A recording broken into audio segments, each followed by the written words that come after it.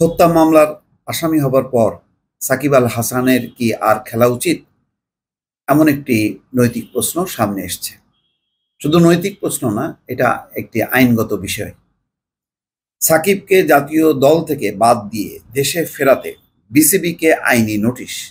দর্শক বুঝতে পারছেন, যেহেতু তার নামে একটি হত্যা মামলা হয়েছে, সেই প্রেক্ষিতে এখন তাকে খেলা বন্ধ করে দেশে ফেরত পাঠানোর জন্য একটা আইনি নোটিশ দেওয়া হয়েছে বিসিবিকে, বাংলাদেশ ক্রিকেট কন্ট্রোল বোর্ডকে। এখানে বলা হচ্ছে, হত্যা মামলায় নাম আসা তারকা ক্রিকেটার সাকিব আল হাসানকে জাতীয় দল থেকে বাদ দিয়ে মামলার তদন্তের স্বার্থে তাকে দেশে ফিরিয়ে আনতে আইনি নোটিশ পাঠানো হয়েছে।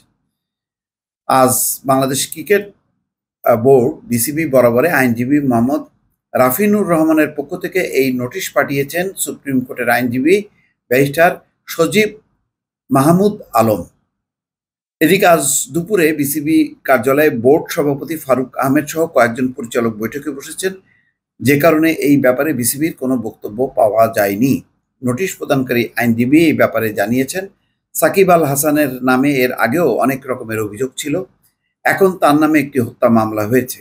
ওই আইনজীবীর কথা, আইসিসি ও বিসিবির দুর্নীতি বিরোধী কোডে আছে যে যখন পুলিশ কোনো অভিযোগ গ্রহণ করবে বা যখন কোনো ফৌজদারি অভিযোগ আসবে, তখন সেই বিষয়ে সংশ্লিষ্ট বোর্ড বিবেচনা করে তাকে সাময়িকভাবে অপসারণ করতে পারে। যেহেতু এটা তদন্তাধীন একটি বিষয়, তাকে খেলা বাদ দিলেই হবে না, তাকে দেশে ফিরিয়ে আনার ব্যবস্থা করতে হবে।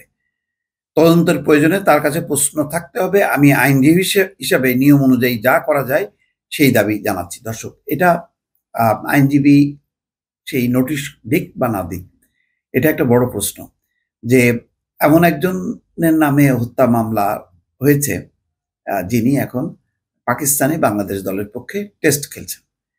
যখন আসলে দলটি পাকিস্তানে যায়, তখনই কিন্তু আমার ভেতরে খসখস করছিল যে এই যে সদ্য যেই পার্লামেন্টটা বিলুপ্ত হলো, সেই পার্লামেন্টের তিনি একজন এমপি।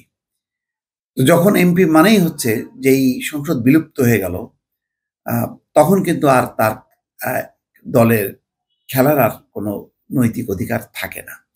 তিনি শুধু খেলোয়াড় নন, তিনি একজন রাজনীতিবিদ। এটা মাথায় রাখা দরকার।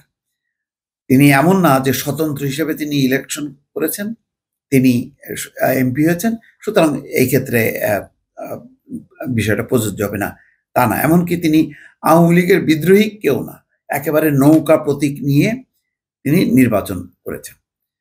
এখন সেই দল, যে দল বা নৌকা প্রতীক নিয়ে এই গত যে আমিডামি নির্বাচনের মধ্য দিয়ে যে দ্বাদশ জাতীয় সংসদ গঠন করেছিল, সেই সংসদ বিলুপ্ত হওয়ার সাথে সাথে তাদের সাথে আর বর্তমান যারা অভ্যুত্থানের মধ্য দিয়ে যে সরকার, তাদের আর সেই রাজনৈতিক সম্পর্ক থাকে না।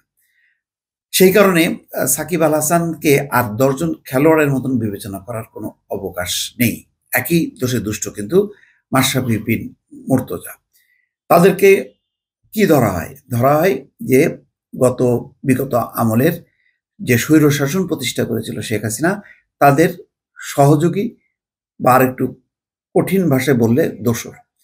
সুতরাং তারা কিভাবে এই জাতীয় দলকে রিপ্রেজেন্ট করে?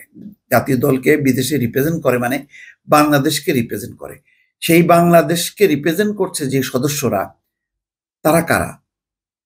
তারা যদি হয় ওই স্বৈরাচারের দোসরদের কেউ কেউ, তাহলে সেখানে বাংলাদেশ ক্রিকেটের ভাবমূর্তি নষ্ট হয়, দেশেরও ভাবমূর্তি নষ্ট হয়।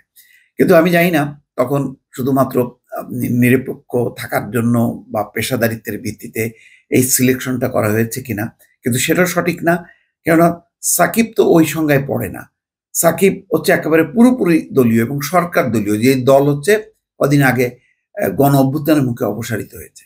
সুতরাং এখন তো তার নামে স্পষ্ট একটা মামলা হয়েছে, যদিও বলা যেতে পারে এটা তো গড়পড়তা সবার নামে মামলা হচ্ছে, এটার কোনো ভিত্তি নেই। কিন্তু না, এটা ছাড়াও যেসব মানুষগুলোকে হত্যা মামলা দেওয়া হচ্ছে, তাদের বিরুদ্ধে কিন্তু আরো অনেক অভিযোগ আছে।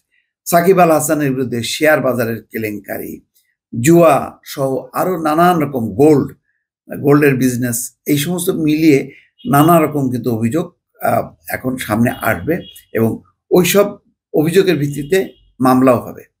তো সুতরাং সাকিব আল হাসানকে আমার যেটি ব্যক্তিগত অভিমত, তাকে অবশ্যই আর খেলতে দেওয়া উচিত না। অন্তত তার বাকি দিনগুলোর তার যে খেলা সেটা স্থগিত করা উচিত, দল থেকে তার বাদ দেওয়া উচিত। এটা দৃষ্টান্ত হওয়া উচিত। এই কারণে এই দৃষ্টান্ত অনুসরণ করলে ভবিষ্যতে কেউ ওই মানে আমি খেলবো, তারকা হব আর ক্ষমতাসীন দলে যোগ দেব, এই প্রবণতাটা অবশ্যই বন্ধ করা দরকার। আর এই প্রবণতা থাকার কারণে আমাদের শুধু ক্রীড়াঙ্গন না, সমস্ত অঙ্গন, গণমাধ্যম অঙ্গন, ব্যবসা বাণিজ্য সব কিছু কিন্তু তছনছ হলো শুধুমাত্র এই দলবাজির কারণে।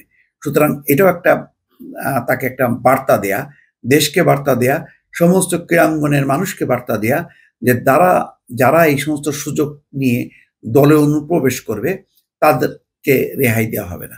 ফলে সবাই সতর্ক থাকবে। ভবিষ্যতে তারা তাদের পেশাদারিত্বের জন্য তারা সচেষ্ট থাকবে। কোনোভাবে তারা কোনো ক্ষমতার মধু খাওয়ার জন্য সেই দলে যোগ দেবে না। দর্শক ভালো থাকবেন। আল্লাহ হাফেজ।